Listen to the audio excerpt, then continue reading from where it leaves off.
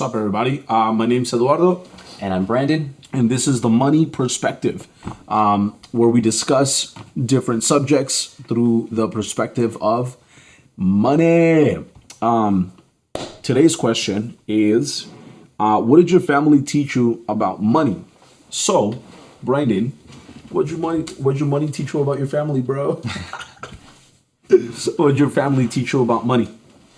My family, okay, well, first, I just want to open this by saying that this came from a conversation that we were having with a friend. That's right. And the reason why we think it fits with this channel, The Money Perspective, is because, you know, the ways in which we are raised to think about money, like from our friends at an early age, our family especially, it really shapes, like, what we choose to do with our money, what we choose to do for work, and just our overall attitude towards making money and wealth and all these different things.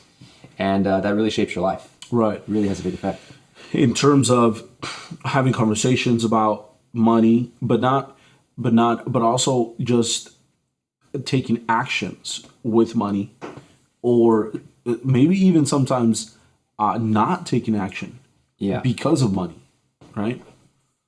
Love it. Yeah, and a lot of times we'll have to break out of certain patterns, Yeah. you know, depending on how we were taught about money. So for me personally, I guess I'll start by saying, you know, I grew up in a middle class household, two parents that were working, and as far as I could tell as a kid, I was in a privileged position where we never like worried about money. When did you realize that? At what age? Once I got old enough to just start caring about reflecting on that type of stuff. So I don't know what grade I was in or what age exactly, but yeah, just at some point in life where I was thinking about my own situation and how I wanted to view the world. At some point, I just had that realization, like, yeah, we're fortunate, you know, we never had to struggle for money. I don't know if there are silent struggles. I know there have been certain situations in my family where money has been like kind of an issue, but not to the point where, you know, can the mortgage be paid or anything. It's more like legal things with business and whatnot. Makes sense. It wasn't can I feed the family? Can I pay the mortgage? Can I do this? It was more so we have created a foundation, and to continue that foundation, sometimes the money might be a little low. Yeah, relatively, right? And so, like I said, I do want to acknowledge that it is a very privileged position, because growing up, you know, me and my sisters, we all had separate bedrooms, lived in a nice home, and yeah, I don't think we ever really struggled for money. I do want to get into some specific things about what I was specifically kind of taught or witnessed from my family about money. Yeah. Because just simply having that like home and everything doesn't tell a full story. But before I do that, I want to hear from you, like, your overlying situation. I come from a family that did not have money. I think that money came, and let me say that a little differently. We learned to be more efficient with where we spent money. We also learned to be more efficient with the ways that we made money, you know, and yeah, no, I mean, growing up, I think that I knew right away that my family just did not have money, you know. Why was that? Was that something spoken to you, or you just saw the world around you? And you know, I guess it's a combination of both, because it was spoken, you know. I remember being told, you know, you can only have I grew up partly in San Diego, right? And the elementary school that I went to didn't have, they used uniforms, right? So I remember going to the store and my mom saying, you get one uniform. It was like an off-brand of Dickies, like blue, like slacks almost, with a white shirt. And she said, if you get any stains on this shirt, just know that the stain's going to be there tomorrow too when you wear it again. So be careful when you play, Yeah. you know? So it was moments like those where it almost, without saying it out loud, hey, we don't have money, it's what it was saying, you know. It's, instead of having 5 different uniforms for Monday through Friday, you're gonna have one, because that's all we can afford, you know. So it was spoken of, but it was never in terms of, oh, hey, by the way, we don't have money, dude. And you should be worried, you know. Right, right. And so I guess rolling off of that, like, as you did get older, did your parents ever have any specific conversations about money? Whether that was like, hey, this is our situation, or just their own thoughts, like, this is what you should do. Like in terms of me trying to get money, is that? Yeah, or just general philosophy, like maybe sharing their general philosophies or experiences with work and money, just No, I in their don't think lives. so. Especially growing up, you know, I think we started having those conversations later, like, you know, once I was considered an adult, you know, because let's just say a lot of my decisions haven't necessarily been the right ones when it comes to money, and so later in life, I started kind of getting into conversations like those, but trying to work my mind around it. But not really. Like, there was never a time that my dad said, "Oh, hey, I think you should do X with your money," or my mom said, "Hey, I think that you should save," or, you know, anything like that. I don't, at least off the top of my head, I don't recall that being said. Right? Is that something that happened with you? Your parents would sit with you or your sisters or something, and say, "Hey, excuse me, save and, you know, earn and stuff like that." Yes and no, sort of. The conversations were never built around that intention. Like, for instance, they weren't set up where it's like your parents come to you and it's like, hey, we want to talk to you about money. Like, we think it's an important time or an important subject. This is the right time. Let's have this conversation. It wasn't like that. It was more just, I don't know. It popped up in conversation. Maybe I started talking about something, and they would like inject their opinion about, like, oh, you should save your money, or this is what I did.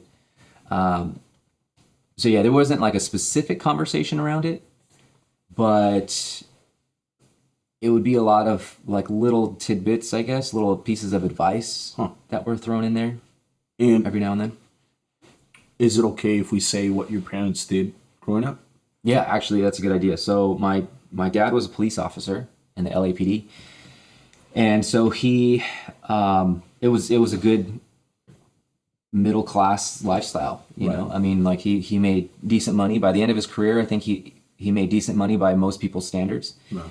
And as a police officer, the benefits are pretty good. So, you know, the family was taken care of in terms of health care, dental care, you know, getting braces, like all of that stuff was like pretty solid. My mother she had worked for like a larger corporation when I was really young, I think when I was first born. And then for most of my life, I knew her as somebody that owned a retail store in the mall. The big one up the street? Yeah, in Del Amo Mall. Nice. So she owned a store there, and so I always kind of saw her as a store owner, business owner. Yeah. And from what I understood, and this is like years after like having small conversations every now and then about things, like there were times where the store was doing really good, and she was, you know, like buying inventory on company credit cards, which she needed to do anyways, but that allowed her to get points so we could go on like family vacations and use her points. Wow. There were periods of time when just the pure revenue of the store was doing really well. And then at the end of that time in her life, before she moved on to actual like other jobs, that store that had issues with like the mall forcing her to relocate, and then she had to do a bunch of remodels, and it actually became like a big mess with like debt. Wow. And so it didn't end well. But from my perspective as a child, it wasn't really in my awareness, you know. Right. Maybe that was by their design, but yeah, I never saw anybody like hurting for money. I just thought things were cruising. Right, right, You right. know. From the perspective of back then being a child, right? Yeah.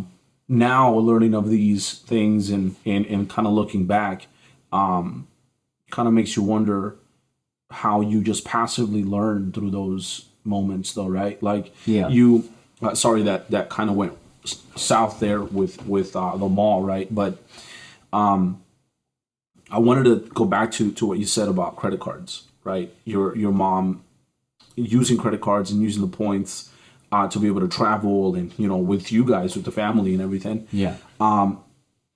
I think that also is a big way to shape a child's perspective of money, because my family would actually, spoken out loud, would completely say no to credit cards.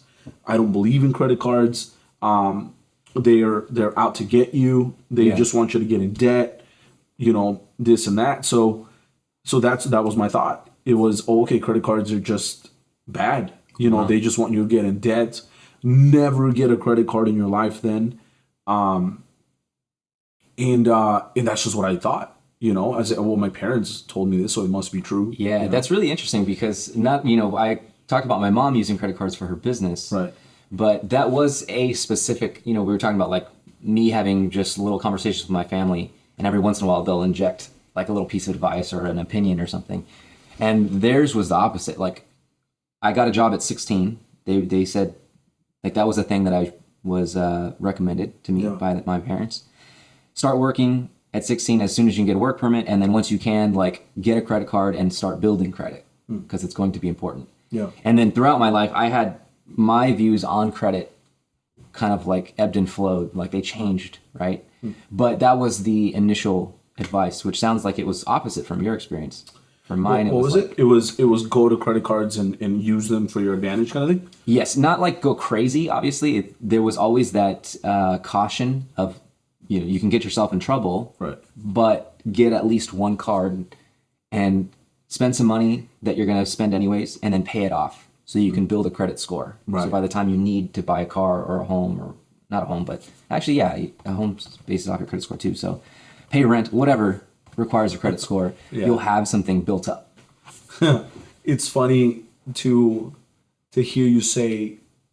Don't let me use the word funny because it's not funny, but it's good to picture and learn these kind of things because it just almost kind of points out the differences between you and I a little more. Like, going back on another topic you just mentioned, you said your parents encouraged you to get a job at 16 as soon as you can get a work permit, right?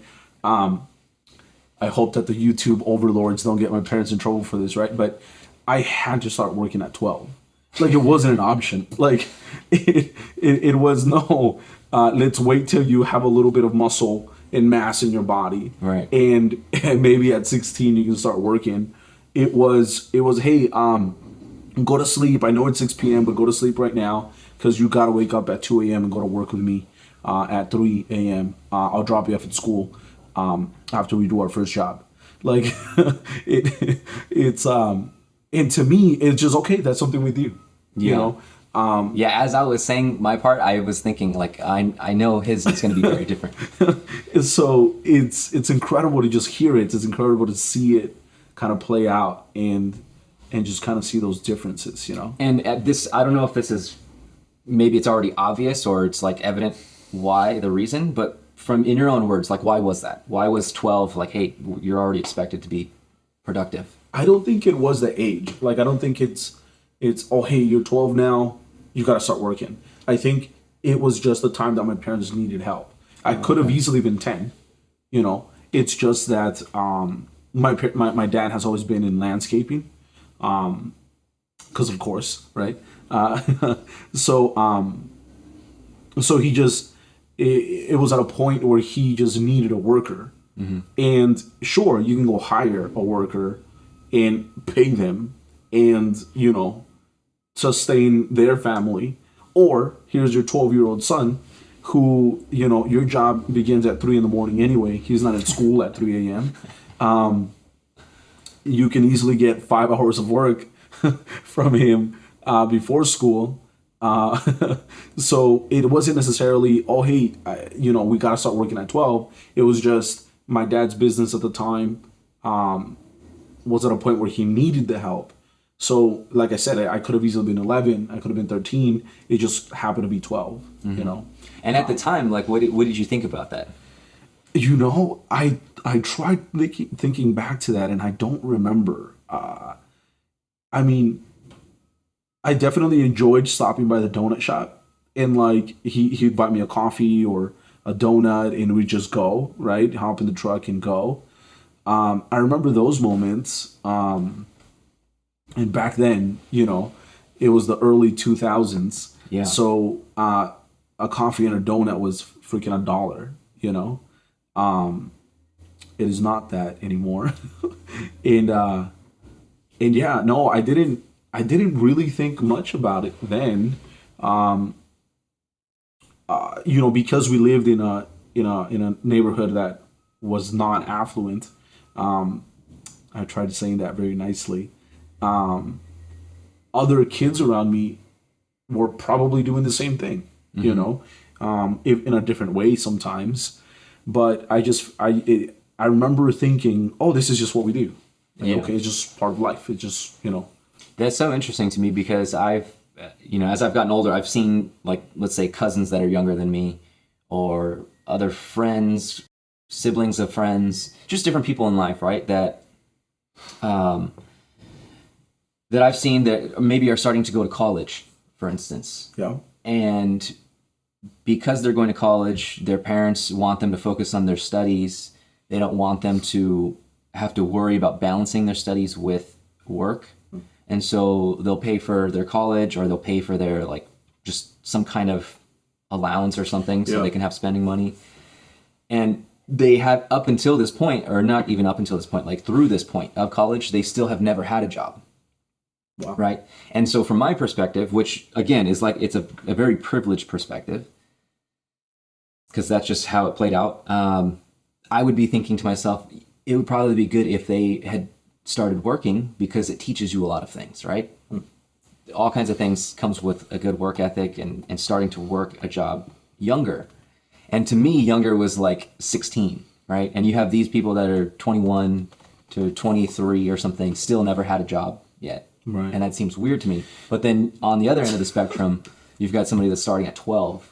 Yeah. And granted, probably not profiting off of it, right? It's not, you're a 12-year-old. It's not like, oh, here's your cut, and then go put your money wherever you want. It's like, no, this money is actually going directly to our family. To the family. I think, oh man, I don't remember if I did get paid or not. I don't. I'm trying to think back to it now, and I can't. I definitely remember the trips to donut shop. I know maybe that was my payment, right? That's what I'm thinking, yeah. But I don't remember. Yeah, no, I can't remember if I did receive, payment from that or not. But I'm assuming no. The assumption is no. I probably didn't see profit from that. And how do you think? I don't know if you have a clear answer, but that situation overall, how do you think that might have shaped you throughout your life and to the point you're at now? Well, I mean, I think it turned out pretty well. I don't make a lot of money now, but I make a comfortable amount.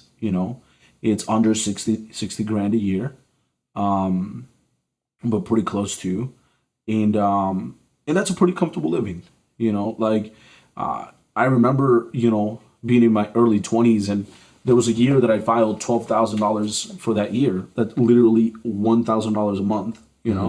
So coming from a perspective where I have made that little bit of money to if we round up, let's say 60 grand a year, it's a pretty comfortable living. My car is paid off. I get to go to Costco and buy $400 worth of groceries now and not have to think twice about it. So I think overall it shaped me pretty well. There's been points even in my mid 20s where I suddenly quit my job because I didn't like it. I wasn't having a good time there, and there came a point that I needed money, I needed cash, so I just picked up a side hustle and started doing it. One of those was the window doctor, right? We I talk in terms of we, but it was only me, right? I literally just went to Home Depot, bought a squeegee and some window cleaner, and just started knocking on businesses' doors. Hey, can I clean your windows? And it was because I just needed the money. And so to think back, I think it shaped me in terms of just being able to get up and go. Okay. Let's go get some money. We need it. So what other way to do it if not by work? And so, in terms of like what specific things that experience has taught you, it sounds like one of them is kind of like a get up and go type of mentality. Yeah. Do you think there's anything else that, especially from such a young age, like that work experience has taught you, like lessons, life lessons? Gosh. Maybe I should have thought about this before we started recording up. I don't. Can we come back to it? Can I run the thought through my head and then come back to it? Sure. Yeah. So I didn't start working at 12. As I mentioned, I started working at 16, which is just by default, that's the earliest time you can get a work permit, and maybe 15 and a half or something. But anyways, my first job was at my mom's store. Nice. And I'm actually not sure if I had a work permit at that time. I may or may not have. It was a Hello Kitty store. Nice. So I don't know if everybody knows what that is, but it's like a cartoon character. So It wasn't like a job that I particularly enjoyed. I didn't enjoy being in that store. And I pretty much just had to stand there and just watch over things. Yeah. The shoplifting it happened. It's a common occurrence. And so just at a Hello Kitty nobody's store. shoplifting, keep the shelves organized, ask people if they need help with anything. Personally, I did not enjoy it, but my mom wanted to do that just to give me some kind of work experience. And so when I did look for a job on my own, I could say that, I've worked in a retail store. Right. So I'm grateful to her for that, because she had that awareness to try to help set things up. And I kept the money too, right? Yeah, kept the money. You made profit. I have a question for you. When the idea was brought up, hey Brandon, I think you should start working when you turn 16. Were you about to be 16, or did it start early? Like maybe you were 10, 11. Yeah. I think it was about to be 16. About to be 16. Yeah. What if you could try to think back to that time? Did you feel like your parents gave you an option? Like hey, you're about to be 16, you should think about getting a job. But did you feel that there was an option for you to not have to? I think I felt that there was an option. At the time, I don't know exactly what I was thinking, but just kind of looking at my upbringing overall, one of the other things that I've been very grateful for is that my parents have always been pretty hands-off with my life, which has its pros and cons. But one of the things that I can be grateful for is that, they weren't super forceful about anything. So even though they told me like, you should get a job, this is a smart thing, we want you to get a job. I could imagine it was negotiable. Like I could say, well, can I work later or something like that. Yeah. Like my parents weren't the type to say, no, you're going to do this or else. So. Right. That's so interesting that you say your parents were kind of not so involved in your decisions, right? Because I also feel the same with my parents. I feel that they weren't involved to the point to say, I think you should do something, so go do it, and gosh, I hate that I'm going to use this term, but I guess they were more free range in that, in that perspective, right? Like, and maybe on my end it came from both of my parents having two jobs, so they were never around to tell me not to do something or go and start doing something new. Yeah. Right. Such an interesting topic, though. Yeah, definitely. So another thing I was going to bring up too was, I mentioned starting to work at my mom's store. Right. I'm not sure if there's like a specific lesson I learned there. I might have to think about that. But my first job outside of that was at Jamba Juice. Like, it's a smoothie place. Of Jamba Juice. That was my first job, with just going into some place, asking for an application, applying. And I do think that I've carried things from that job throughout my life. So that one was pretty impactful.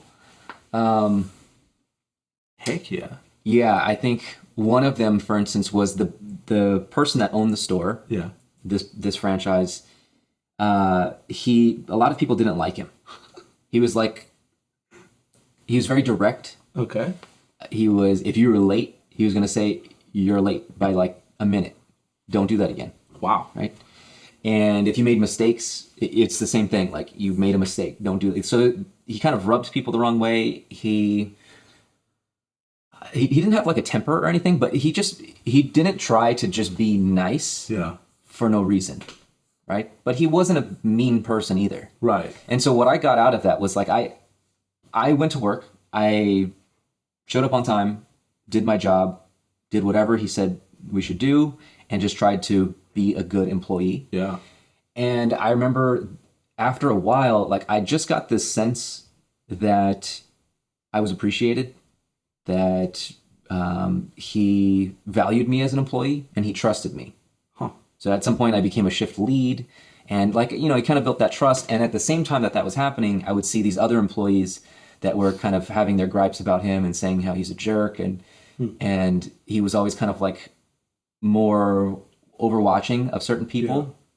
Yeah. And I guess the lesson that I took from that was, throughout my life, that pattern has repeated, where I've somehow been able to be on good terms with people that everyone else thinks is like a jerk, or everyone else thinks is too strict, or too this or too that.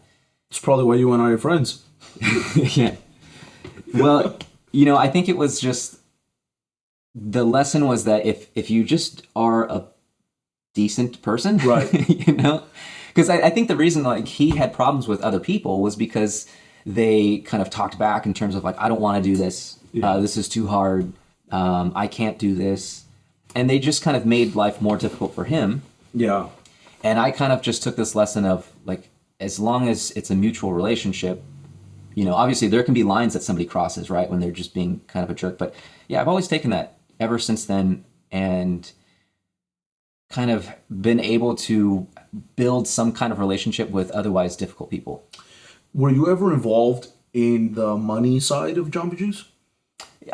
Only in terms of counting. Like, as a shift lead, you'd count how much money was in the register at the end of the night, and then you'd write it down on a piece of paper. How old are you at this time? 16, 17? 16, 17. Yeah. Question for you. Jamba Juice, at least, when you were 16, 17, was pretty popular place. Mm-hmm. At least for my crew, in high school, part of my friends in high school, it was, right? What was it like at 16, 17, counting out money and seeing, maybe, because I'm sure Jamba Juice had a pretty high stack of money. What was that like? To be honest, I don't remember thinking anything other than, I don't want to screw up this counting. That was it. And it was hard to screw up the counting anyways, because he had a machine. You just put the bills in and it automatically goes by weight, I guess. Huh. So you just throw the stack on there, a couple stacks at a time, and then it would give you a total, and you just write down the total.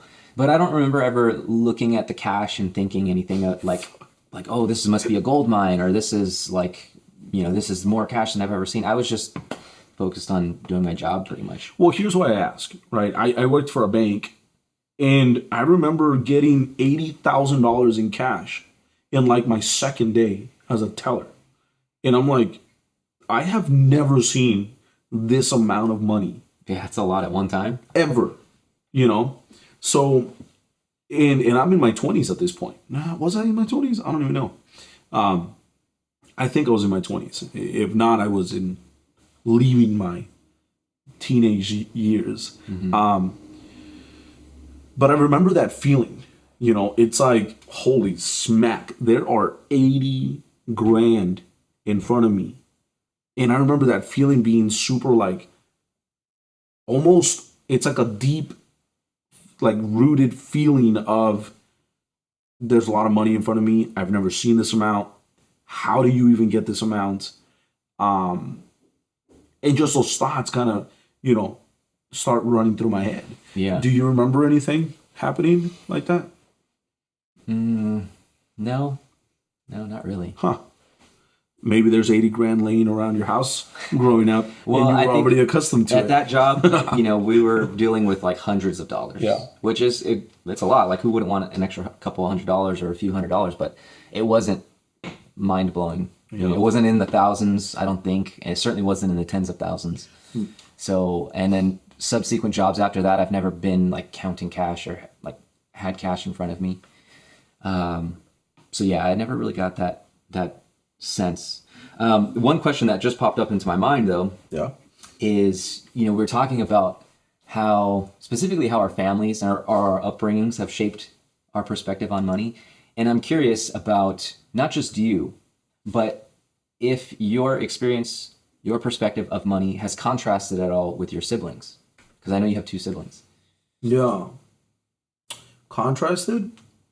What does that mean?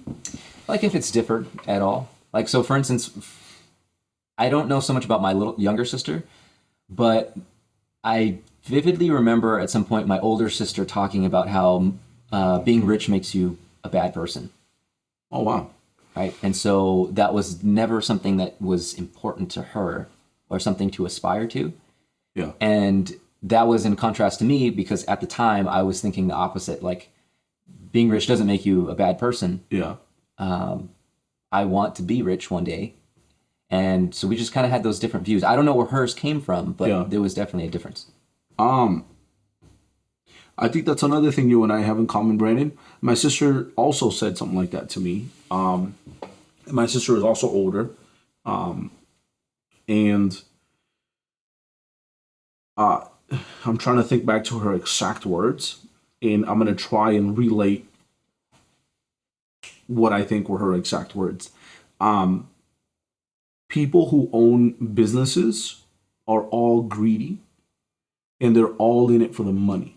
You know, I remember having this conversation with her, and it being so bizarre for me to hear that, you know, because when we were having this conversation, I was building a business of my own, you know, and I said, well, I mean, I'm in it for the service part. Like, sure, money is an important part, but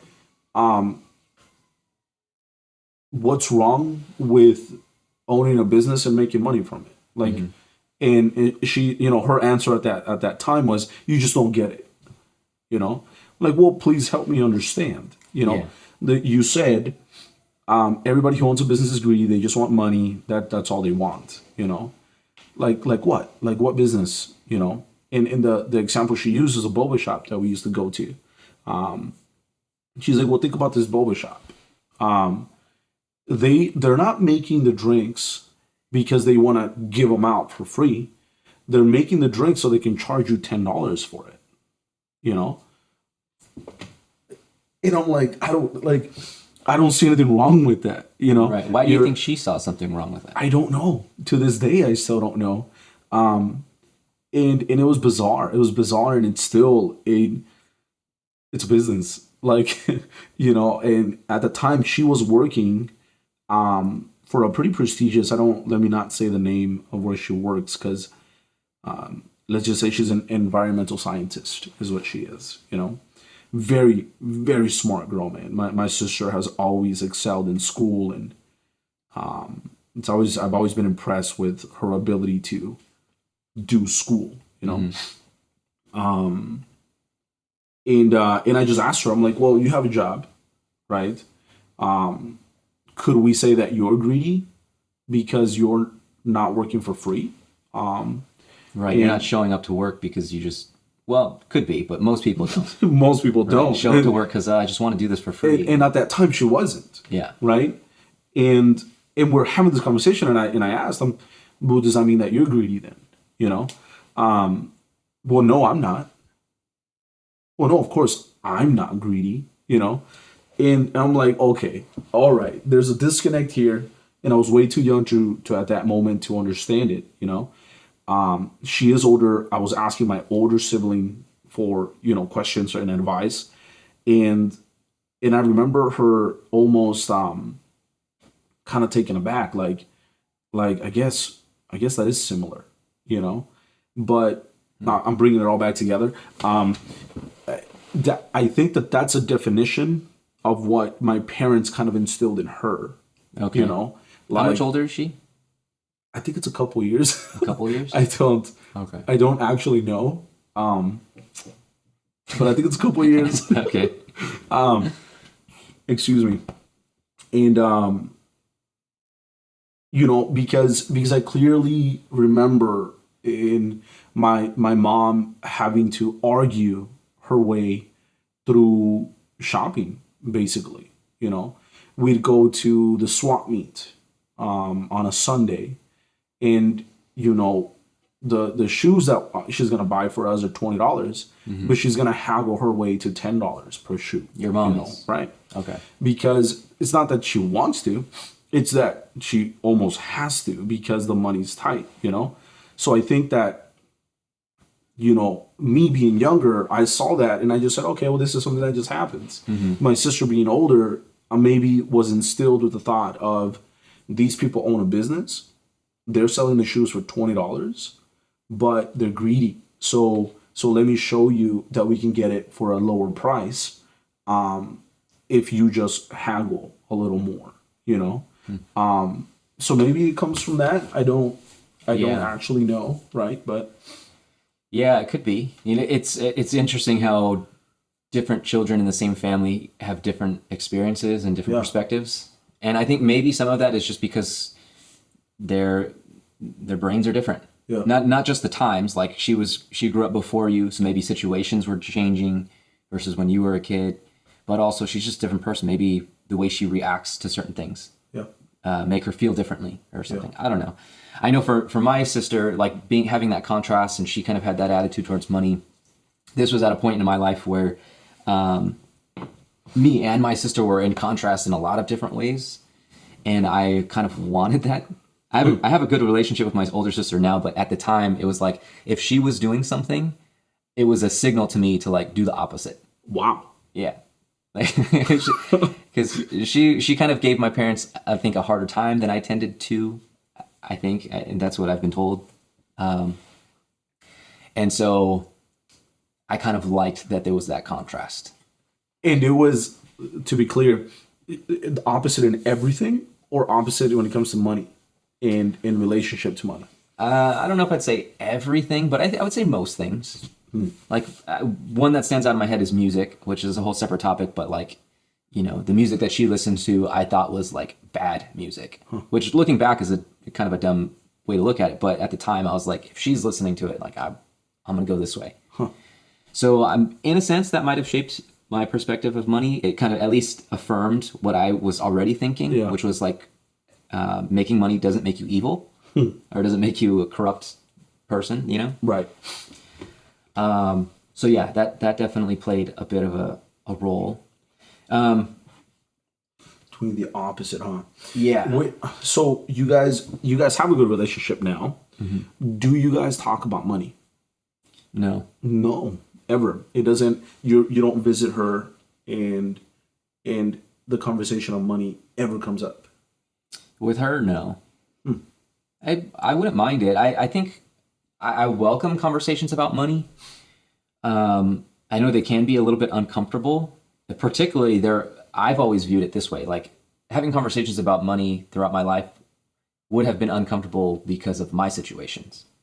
Like feeling like I should be more ahead So talking to people about money is kind of like an admission that I'm not where I want to be or where society thinks I should be. Like I'm just not in a place that I'm super proud of in terms of money. So there's that. But at the same time that that's true, I do kind of I want those conversations. I think actually it's kind of a point of this podcast was to have these conversations. Right.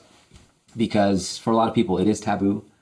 Growing up, I've always been somebody that's almost maybe too conscientious of like, is this rude? Is this appropriate? Like, am I being appropriate? And so the idea of starting a conversation that I wanted to have about like, hey, how much money do you make? What do you think I should do to make more money? Like that kind of felt like, even if I wanted it, it was maybe kind of rude. So for that reason, and for the reason that I think it is kind of a taboo subject for other people in general, those conversations were few and far between. I mean, I think you've always known me as a guy to ask, and I think that I've gotten pretty good at asking. So my family and I now have a lot of conversations around money. You know, I don't want to divulge too much about them, but it's definitely an open topic now. You know, because my dad is in a point where he's financially stable. My mom as well, my sister, myself. My little brother is not, but we'll discuss that topic at a later time. And we definitely even sometimes only talk on the phone or meet. We only connect to discuss money, you know. And it's new. It's definitely newer to us. I think it just started happening, if I have to think hard about it, a few years ago. And it feels good. It feels good, you know, because it almost makes everything kind of connect at the end of the circle, you know. Like before, the conversations that I would have with my parents are, what are you doing for work? Or do you like it? Are you going to stay there? You know, you're going to continue doing that. And now it's more so, hey, should we buy something? Should we look into, you know, other things now? Yeah. You know, and I like it. I like it a lot. I wonder if you and I have some similarities there in the sense that I had mentioned that conversations around money for me were few and far between because of, like, let's say, my status in money versus the status of somebody that I wanted to have a conversation with. Yeah. And so, for instance, like with you and your family, maybe, and you can correct me if I'm wrong, but maybe there was like as you got to be older, there was more of an even playing field. You can have a conversation because this is a family thing. You're helping out with the family. You're in a pretty secure position. They're actually relying on you in a lot of cases. And so you can have that conversation, right? The reason I'm bringing this up is because I do remember earlier in our friendship, we had moments where you had said you don't want to talk about money. And granted, I'm not your family, obviously, so fair enough, right? Like you can have a level of comfort with your family that you don't have with your friends. Yeah. But you and I think we're talking about our mentor, my previous boss. And I think it was that conversation where you're like, I don't want to know how much he makes. That's inappropriate. I said, I don't want to know how much, let's just use his name, how much George makes. I said that. Well, I can see myself. I don't know if it was verbatim, but I do remember we had a contrast because at that time I was thinking, well, but I want to know because that way I can get an idea of, is his path one that I want to follow? Yeah. Or like, if he makes a amount of money that excites me, do I follow that path or do I follow another path? But I at least have kind of like, this man represents this amount of money. Got it. I don't know if that's the best, healthiest way to look at it, but at the time I was thinking, I need some frame of reference. Yeah. And I remember that conversation now, actually. Yeah, yours was like, no, we don't want to talk about that. I actually took that same stance more recently. For sake of introducing George and who he is, right? I met George when I was about 16. Mm-hmm. I used to attend the Boys and Girls Club, and he was not a contributor to the Boys and Girls Club, but the people that donate. Yeah, you could maybe a sponsor. Sponsor. contributor. Also a mentor too for other people, right? Right. And when we connected, I was maybe 16 at the time. He was in his maybe late 60s, I want to say. And the friendship started because the director of the Boys and Girls Club knew George, and he was looking for a mentee, and he asked, her name is Hilda, hey, do you know anybody who would appreciate a good advice and conversation and guidance almost, I want to Yeah. I want to mentor somebody. She picked me. And when we all went out, it was my mom, Hilda, myself, George. We all went out for breakfast one day. And the idea behind that established friendship was that he offers his guidance from an late 60s guy, man, who came from a pretty rough background to someone who is just beginning his life and knowing about money and what it's like and stuff like that. So it didn't come from a perspective of let's use this friendship to somehow gain from it. Okay. It came from a perspective of this friendship is just so I can pass everything down. Knowledge, everything I've learned. He's given me books. He's given me all sorts of stuff, but never money. There was never a check that was written out to me. There was never, anything like that. And sorry, kind of going back to topic. I took that same stance at a fundraising event that Gabby and I went to, that George was hosting. Somebody, I forgot her name, but she was trying to encourage me to somehow use my friendship with George to gain for business. And I took the same stance again. No, I'm not doing that. My friendship with George is exactly what it is. It's just a friendship. I learned from his experience, and I try to apply as much as I can to my life, my relationships, my friendships, my family life, all that stuff. And I don't want to know how much he makes. I don't want to know.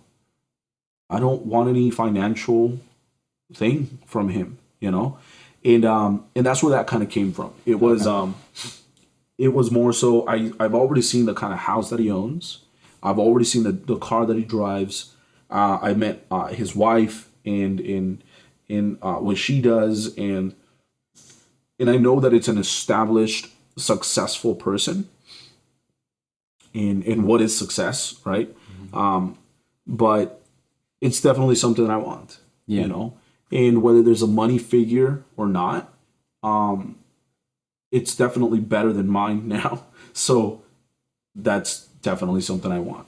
Right. And that information, like the house that he had, the idea that he was like established and quote unquote successful was like, that was good enough for you. Right. You didn't necessarily want to dig in deeper because maybe that would make it change the dynamic of the relationship or something. Right. And he also had employees, Yeah. and I met the employees, and I know that through the company, he was able to support multiple families. Right.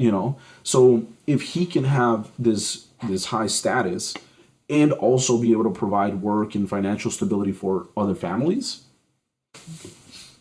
it's good enough for me. I did, however, want to go back to a different topic. So earlier you mentioned your mom was using, points and stuff like that on credit cards to be able to travel. I feel like you do something very similar to this day, right? Yeah, I mean, I definitely try to use credit cards to travel. One of the things that I thought was pretty cool, we've talked about this on another episode, I think, but when I went to Spain, it was this interesting experiment where I was going to travel for a long term, or at least relative to my life, it was long term, it was 3 months. And it was going to be without a lot of money because I didn't have a lot of money. Yeah. So it's like, how do you do that, right? How do you travel long term without a lot of money? Normally, I think of traveling like because of that privilege that I was talking about, like it's family vacations. You go to, we would go to Hawaii. My grandparents are from Hawaii, so we'd go there a lot. That's not a cheap trip, right? Parents would pay for the flights and everything, and so I had that luxury as a kid. How do you do that, right? That's expensive. And so this was an experiment of doing it with virtually no money. And one of the ways that I did that was by utilizing credit cards that give you that sign-up bonus. So you get a new credit card, you spend, I think it's like, depends, it could be $2,000, $1,000, $3,000 within the first 30 or 60 days of having the credit card. Makes sense. Then you'll get miles towards a flight or something. And so when I went to Spain and a couple of trips after that, I used that, got a credit card, and basically had the flight paid for. Nice. So yeah, that's always kind of been something I've thought about. Other than that, I've turned to credit cards at times where I've really kind of needed it to kind of get myself through certain times, certain rocky times. But I've also kind of taken the lesson that they gave, which was like, you have to be careful with them too. Right. So her situation might have been a little bit different because she was running a business, and as part of a business, you're buying inventory. Right. So whether that was through credit cards or loans or just pure cash, like that stuff needed to be bought Right. anyways. And not only that, but that those expenses could be written off. So I think for her, it made sense more so than me just being a basic consumer. But I did kind of take the lessons of at least looking at credit cards as a possible tool when you need it. As opposed to, it sounds like your experience, at least in the beginning, was like, do not mess with these things because they could break you, which is also good advice too, I think, because they really can. I mean, it also came from a perspective that the people that my parents knew that had credit cards were also the same people who were using EBT cards to pay for their food, and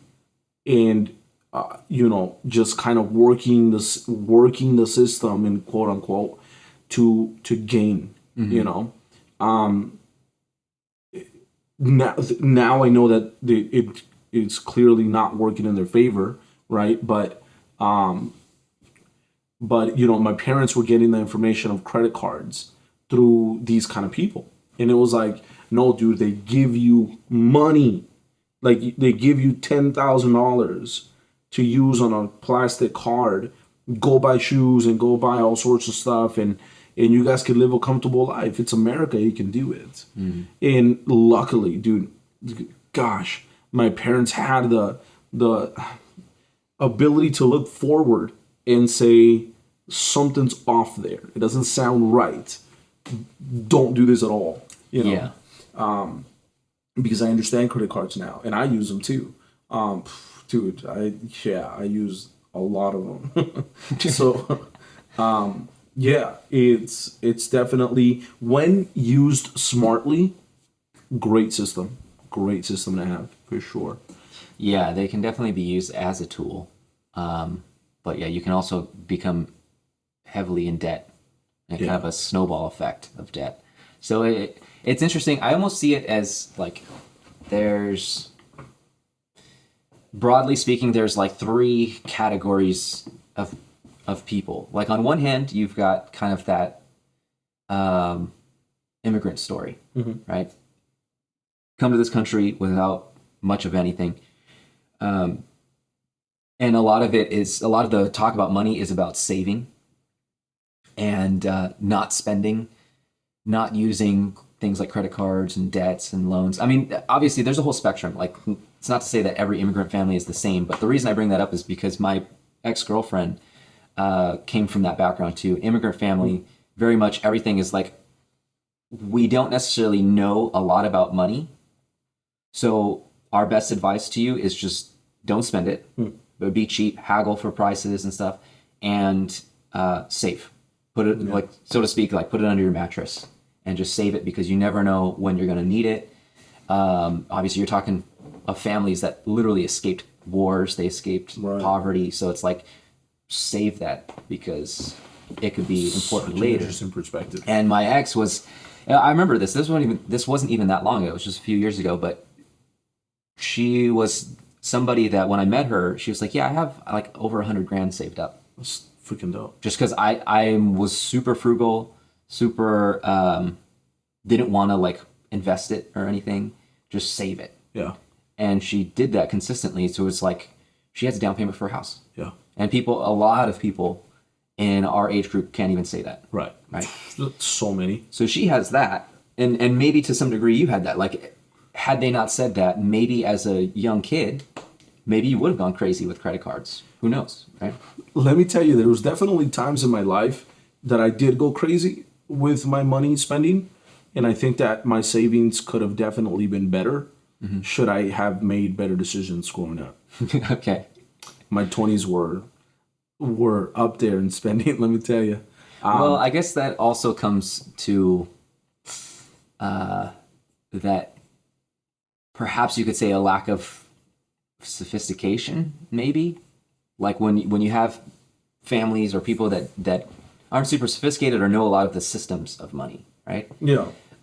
It's either save, or in some cases, people just are too frivolous. And like you were saying, you had your parents went away from the example of their friends being just like spend, right?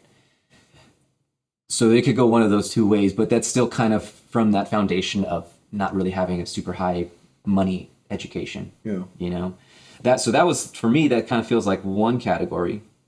A second category that's very much, I think, similar or related is that like middle class category. And I feel like that's where I mostly fell into. Yeah. So I didn't have that ultra frugal, ultra like just save everything for a rainy day situation like my ex did, Yeah. right? I think my dad would probably like to say that he instilled in us this idea to save, but I think less so than he thinks, because we live that middle class lifestyle, and like I said, I can't avoid it. Like that was my privilege. It's just money never seemed to be a problem. Yeah. Right. So there wasn't that like you need to protect your money at all costs. You need to haggle for everything because otherwise we're all going to be in trouble. It wasn't like that. Yeah. Where I think that becomes a downside is as I started to get older and as I had more of a need for money, just pay for housing, pay for food, like actually sustain my own life. You're 50 of the 50, 30, 20 rule. Yeah, exactly. As that became more of a reality, I started to reflect, and I realized that middle class mindset, at least the one that I felt I was in, was basic tools like, okay, build your credit with a credit card. You know, get a job at 16 so that it's easier to get another job and then build a career. And like, there's like these little things. Put your money in a retirement account. If your company offers you a 401k, put your money in a 401k. And those are great. Yeah. You know, they're great advice for the majority of people, and they're better advice than no advice at all. Right. But after reflecting on it too, there's also still that lack of sophistication where my parents could give those little tidbits of advice, but in terms of thinking about how to build wealth, Right. how to, have this nest egg that sustains you and sustains your family for generations and allows you to live however you want and donate however much amounts you want, like, then there was this big gap. Yeah. Right? Like they could teach me how to just be in a middle class lifestyle. But to this day, when I have conversations with them, they know generally what a 401k is, Right. but in depth, I don't think they really do. Like, Right. what stocks are in your 401k? I don't know. I put it in there because that's my job gave it to me. Right. Like, which platforms, which companies are offering that 401k? I don't know. I know it's a 401k and Right. it's a retirement account. It's one of the things that was sold so much, man, and I think very few people understand that half that money isn't yours. You know, such an interesting, and maybe we should talk about it in a different. Yeah, that episode. would be a good topic in itself. I do have a question for you though. You brought up in different points of this conversation your mom and your dad. I wonder if you ever got advice from your parents, maybe about the same topic, or maybe even not that. Just, is there any advice you remember your parents giving you in terms of money? No, I mean, we've already kind of talked about the small ones, credit cards, jobs, that type of stuff. Savings, like a retirement account, that type of thing. But one of the things that has been kind of a challenge, let's put it that way, it's been a challenge for me, is I've realized that my parents, particularly I think my dad, my mom is kind of keeps things to herself more unless you really ask her. My dad is like, he'll throw out his opinions all the time. And he'll be quick to give you an opinion or a piece of advice, like, oh, you should do this. You should do this with your money. But he's not the type to ever really do it himself. Huh. He'll talk about real estate and how it's a good investment, but he has a house, but is he a real estate investor? Like, no. And the reason why he's not a real estate investor is because he's not the type to do his own research to figure out like a complicated thing. Right. In a lot of ways, I feel like I am my dad. Or he is what I would become if I let a lot of my negative tendencies, or what I perceive as my negative tendencies, like flourish. Then I would become him. Huh. And that includes being like giving that unsolicited advice that you're not even following. Right? I've been very guilty of that in the past. And I can see why it's annoying, because I look at that and he'll give you advice about like, oh, you should invest in real estate. You should start a business. You should do this. And when you do it, this is how you should do it. But you can read that out of a book. Right. Or watch a YouTube video of somebody saying, hey, do it yourself. Yeah. But it's like, oh, how do I do that? Like what's the actual steps to building this? Oh, well, he doesn't know because he simply doesn't have one. Doesn't have those real estate investments, doesn't have the businesses. So I feel like that, to me anyways, that represents that middle tier of like people that have some stability in their lives, mostly because of a job or owning a business that is, it's kind of like owning your own job. It's not like a big expansive business. It's just you sustain itself. Yeah. Or it sustains itself. And the thing that's challenging in that middle tier is that you kind of swim in that general knowledge of financial things, but no actual practical knowledge or practice of those things, which is to me where the third tier comes in. You have a third tier of people that actually know how to put these things into practice and have done them and failed and succeeded and like they're just about building. Yeah. There was a brief moment in my life where I was an ice delivery boy. Did you know about this? No. I I briefly, it didn't go over even a couple months, that I delivered ice for a living. Yeah, look at that. The guy who owned the ice delivery company, he he would do stuff that was similar to that. I think that excuse me. I think that overall, he makes a lot of money, man. His company makes multi-million dollars in a single year, and but I'd be in the van with him, and he's like, "Oh, you should start a business, and you should do this and that." Like, "Oh, when did you do that?" "Oh, no, I haven't done that yet." Well, and I remember kind of just looking over like, so you want me to do it, but you've never done it. So I think I understand that feeling. It's. But you said this was a business owner? Mm-hmm. Oh, okay. And he was successful himself. He was successful himself. Let me say this. He was the one that I remember off the top of my head is when he told me about how I should purchase a property and then like rent it out. Mm-hmm. I'm like, "Oh, you've done that before." "Oh, no, I've never done that before." Oh, yeah. And I'm like, but you think it's something I should do? Yeah, no, I think it's definitely something you should do.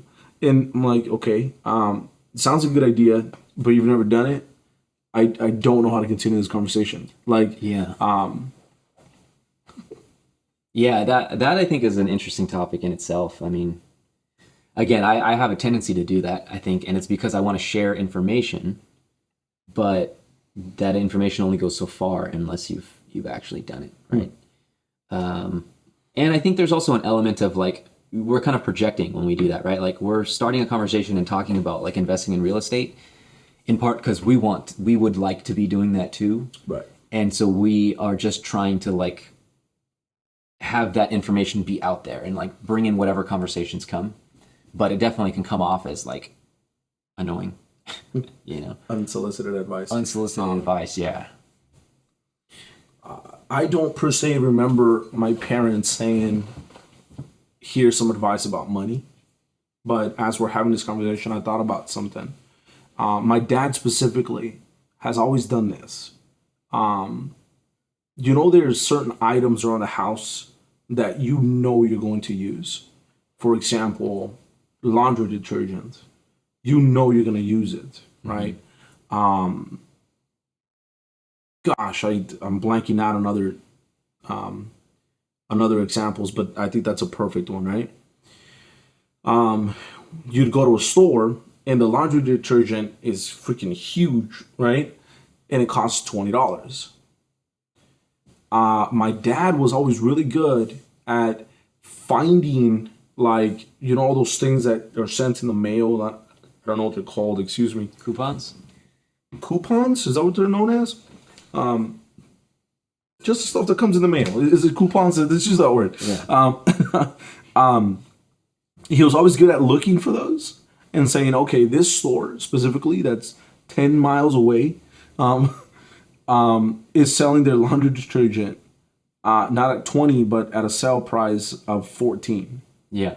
So we would buy a bunch load of detergent because it was on sale.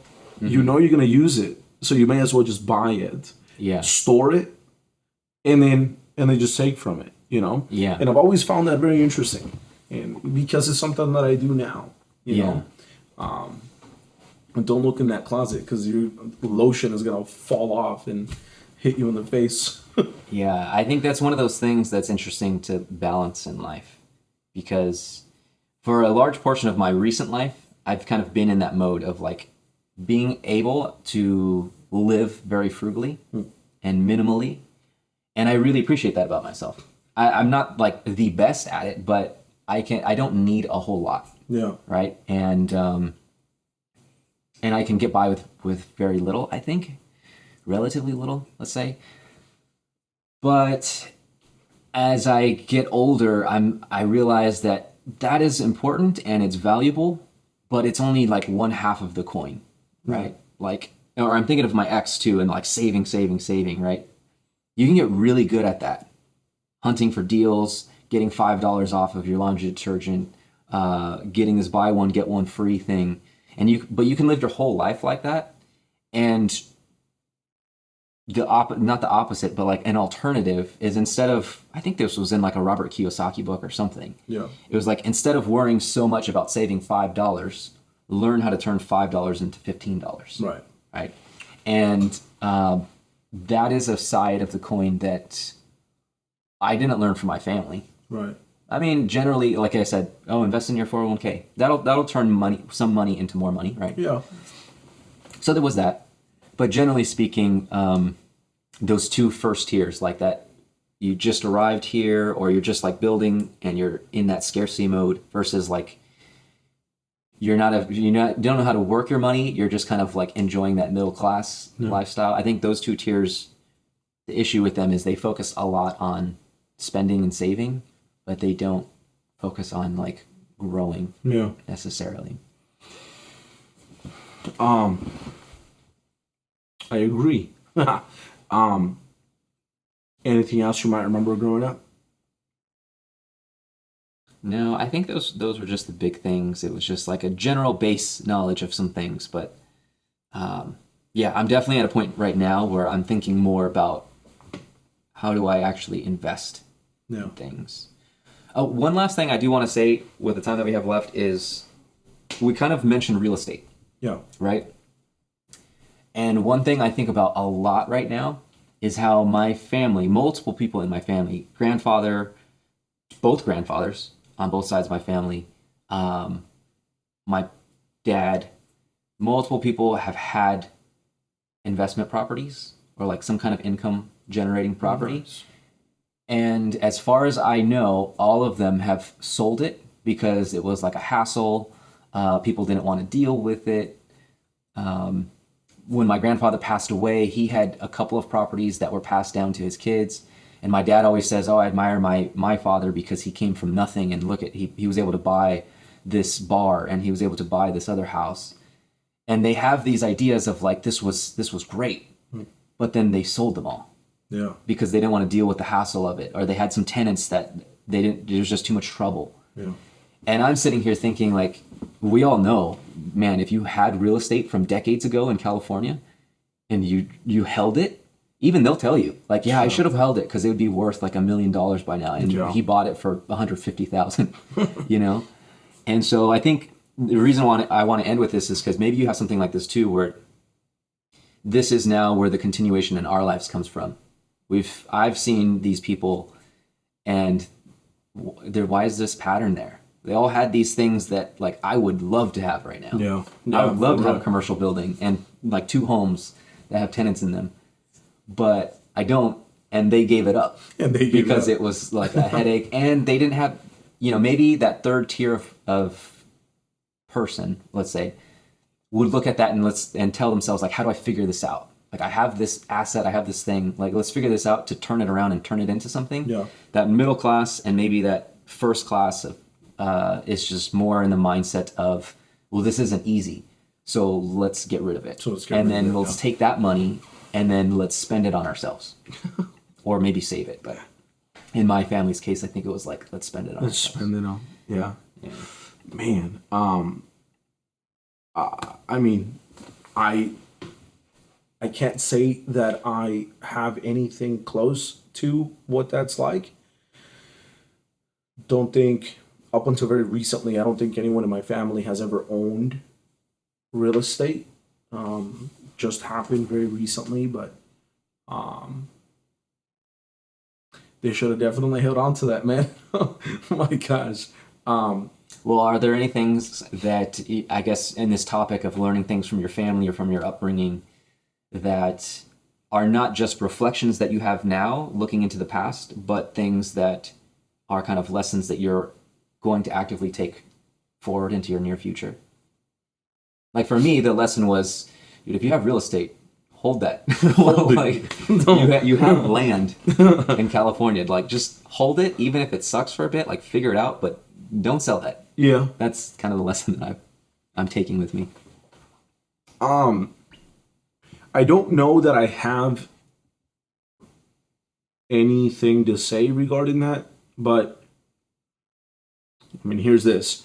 I think that my family has always tried to instill in let me say that differently. My parents have always tried to instill in us, their kids, the power in unity, right? Like, as a single person, you could do some things, but if all 5 of us get together and pool, we could maybe do bigger things. Yeah. You know, Dang. Yeah. That's a great one. I don't know that, it's anything that is new to us. Like when I did work, and I don't remember getting that money, so it did go to the family probably. Yeah. Growing up, I remember moving into my aunt's like house because we couldn't afford an apartment on our own. And it's just that same thing still. Like we pool, we grow from each other, and kind of just take it from there. Damn. Well, let's put that into another episode, because you open up a can of worms that I would love to talk about. Yeah, for sure.